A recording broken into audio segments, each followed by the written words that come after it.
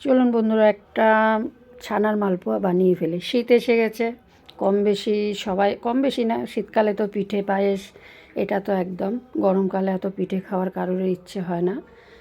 এখন নতুন গুড় বেরিয়ে গেছে সব। যেমন 1 বাটি ময়দা, হাফ বাটি সুজি, এখানে চিনি নিয়েছি 1 বাটি, এখানে প্রায় 1.5 কেজি দুধের ছানা নিয়ে নিয়েছি। আপনারা যখন বানাবেন কম বেশি বানাবেন। এখানে পরিমাণ আছে 1 বাটি ময়দা, 1 বাটি ছানা, হাফ বাটি সুজি আর 1 বাটি চিনি। আর এদিকে একটা মিক্সচার জার নিয়ে নিয়েছি। আমি মিক্সচার জারে সমস্ত কিছু দিয়ে একটা স্মুথ ব্যাটার তৈরি করব। দেখুন ছানাটা দিয়ে দিলাম। কে কে ছানার মালপোয়া বানিয়েছেন কমেন্ট করবেন। আর চিনি কিন্তু আমি সব দেবো না, 3 চামচ চিনি দেবো এখানে, কারণ আমি চিনির একটা শিরা তৈরি করব, রস যাকে বলে। তা এখন আমি মৌরিটা আমি যখন ব্যাটারটা রেডি করব তখন দেব, এখন দেব না, জাস্ট দেখিয়ে দিলাম। আর এদিকে স্বাদ মতো নুনটা দেবো। নুন মিষ্টি কিন্তু সবার আলাদা আলাদা টেস্ট। আমি নুনটা অ্যাড করলাম। এখন আমি দিয়ে দেবো খানিকটা দুধ। আপনারা যতটুকু বানাবেন সেই পরিমাণেই দুধটা দেবেন।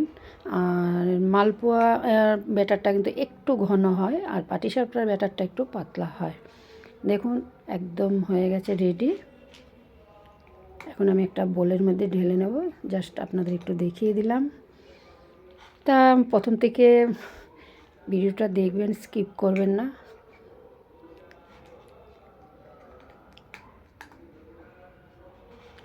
আপনারাও কিভাবে বানিয়েছেন সেটাও আমাকে কমেন্ট করবেন, কেন আপনাদের কাছ থেকেও আমার কিছু শেখার আছে। আমি তো আমার মতো বানাবো। এখন কিন্তু আমি মুড়িটা অ্যাড করে দিচ্ছি। এখন আমি রেখে এখন চিনি শিরাটা করে ফেলবো। আমি চিনিটা দিয়ে দিলাম। 1 বাটি চিনি, 2 বাটি জল দিচ্ছি। আমার স্টিলের গামলায় দিয়েছি, সেটা একটু পুড়ে যাচ্ছিল, তাড়াতাড়ি করে আমি একটা সসপ্যানে দিয়ে দিলাম অ্যালুমিনিয়ামের, কারণ পুড়ে গেলে কিন্তু একটা গন্ধ হবে। আর দেখবেন দুটো আঙুল দিয়ে একটু দেখবেন, চিটচিট করলে ভাববেন শিরাটা রেডি, কারণ ঘন বেশি হলে কিন্তু পিঠের মধ্যে শিরাটা ঢুকবে না। এদিকে কড়াই বসিয়ে দিয়েছি। এদিকে আমি একটা তেলের প্যাকেট, রিফাইন তেল, প্যাকেটটা কেটে বেশ খানিকটা তেল দিতে হবে, ডুবো তেলে কিন্তু ফ্রাইটা হবে। এবার তেল গরমের অপেক্ষা। এদিকে দেখুন ব্যাটারটা আমি আরেকবার নেড়ে নিচ্ছি। এখন আমি সামান্য একটু দিয়ে দেখব আমার তেলটা গরম হয়েছে কিনা। এমনি আমি পিঠে বানালে আগে একটা দিয়ে আমি আগে উনুনকে দিয়ে তারপরে আমি করি। দেখুন আশা করি গরম হয়ে গেছে দেখে মনে হচ্ছে, তাও আমি এখন এটা উনুনের মধ্যে দিয়ে দিলাম। অগ্নি দেবতারে আগে দিই আমি।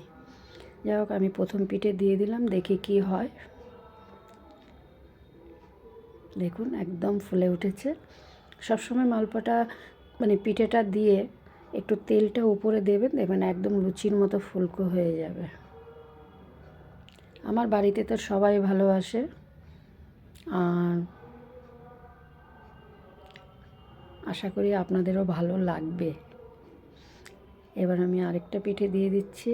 এবার আমি রসে দিয়ে দিলাম, যেহেতু আমার ছোট জায়গা, আমি কিন্তু এক এক করে পিঠে রসে দিচ্ছি, আবার কিন্তু আমি একটা থালার মধ্যে তুলে নিচ্ছি, কারণ এগুলো একদম রসে ডুবিয়ে রাখতে হবে না। যেহেতু গরম পিঠে, হালকা রসটা গরম আছে অ্যাকচুয়ালি না। এদিকে আমার এক এক করে সব পিঠে ভাজা হয়ে গেছে। আর এদিকে এই দুটো আমি শুকনো রাখলাম, আর এদিকে আমি সবই কিন্তু রসে ডুবিয়ে একটা আবারও বলছি, একটা থালার মধ্যে সব তুলে নিয়েছি। দেখুন শীত মানে পিঠে পায়েস, নতুন গুড়, এটা যা গুড় দিয়ে বানাইনি, এটা চিনি দিয়েই বানিয়েছি। দেখুন আমার সব রেডি। আমি একটা কেটে দেখাচ্ছি ভেতরটা কতটা সফট হয়েছে দেখুন। আর ওদিকে আমি দুটো শুকনো রেখেছি, সেটাও আমি আপনাদের ভেঙে দেখাচ্ছি, আপনারা শুকনোও খেতে পারেন। দেখুন একদম ভেতরে সফট। যাই হোক, তাহলে আমি এখানে শেষ করছি। আবার নতুন ভিডিও নিয়ে দেখা হবে। ভালো থাকবেন। সুস্থ থাকবেন।